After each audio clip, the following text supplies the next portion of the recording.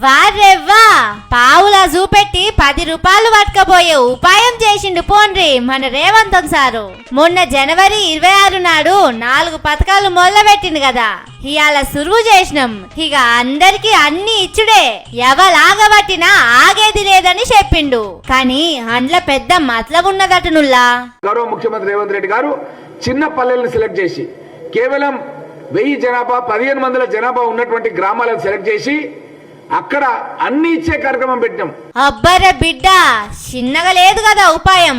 జనవరి 26 నాడు స్కీములు మొదలు పెట్టడానికి కొన్ని ఊర్లను సెలెక్ట్ చేసిండ్రు. పైలట్ ప్రాజెక్ట్ అని చెప్పి అక్కడ ఇండ్లు లేనోళ్ళందరికీ ఇండ్లు, రేషన్ కార్డు లేనోళ్ళందరికీ రేషన్ కార్డులు ఇస్తామని చెప్పిండ్రు.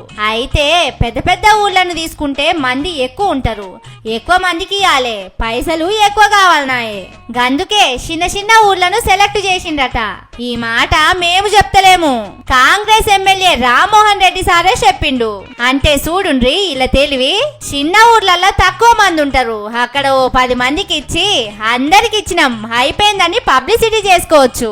లోన్ల మాఫీలో కూడా అదే చేసిండు కదా, 21,000 కోట్లు మాఫీ చేసినామని చెప్పుకున్నారు. కానీ సగం మందికి కూడా పైసలు అకౌంట్ లో వాళ్ళే. అంటే చెప్పుకునేది ఒకటి, చేస్తున్నది ఇంకొకటి.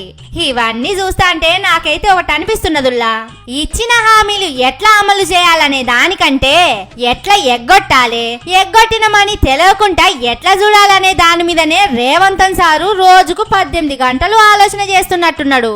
ఇయాల రేపు ఎడారిలో కూడా ఉష్క అమ్మే తెలివి ఉండాలి, లేకపోతే బతుకుడు కష్టం.